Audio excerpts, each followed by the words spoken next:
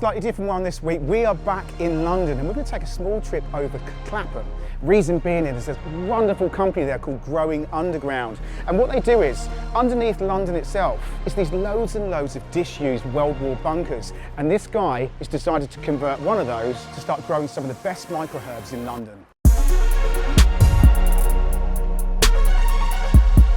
So we're here in Clapham High Street, and literally just below my feet, right here, is hundreds and hundreds of disused air raid shelters, apart from the few which Richard's now running to go and make these beautiful microherbs right below our feet. So we are 33 metres below ground. This is Richard, and basically he started this whole, well, look at it, it's a little bit like Breaking Bad down here. How did you get started? So Growing Underground is an urban farm. It's situated 33 metres underneath the streets of Clapham in a World War II air raid shelter. We use hydroponics and LEDs to produce microgreens, which are tiny herbs packed full of flavour. We pack them on site here, ship them into New Covent Garden Market, which is less than a mile down the road. And from there, our produce is distributed over the capital to various hotels, restaurants, that sort of thing. We power the site entirely by renewable energy, and we're working towards carbon neutrality. But that's what I like that's so clever about it, because you've almost taken something that was it's so obviously easy to do. If you think about it, you've got these unused spaces under here, and it has to be done in a controlled environment. Well, these are hydroponics, is that correct? That's right, yeah. So they're pesticide free?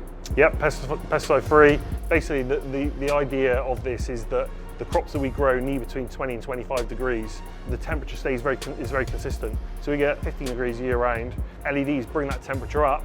Using that heat and the ventilation from the fans at both ends of the tunnel, we can control the perfect temperature, humidity, and CO2 as well to that extent. That's the tube now, so the tube is actually 4 stories above us.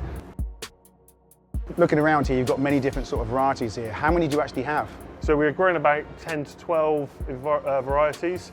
We sell them individually, as well as mixing them into packs, which we supply into Waitrose, Marks & Spencer's, Whole Foods, Planet Organic. Okay, well, thank you so much for coming on the channel. Honestly, hopefully all you guys like this one as well, because it's one of these rare opportunities. Richard was actually on page Maverick Nutritions with Men's Health with me, going back in last month's issue. Hence, we've sort of wanted to meet up and film together. So hopefully you like this one. Thank you so much for coming on the channel. I really appreciate it, and thanks for your time. Cheers, thanks for coming down.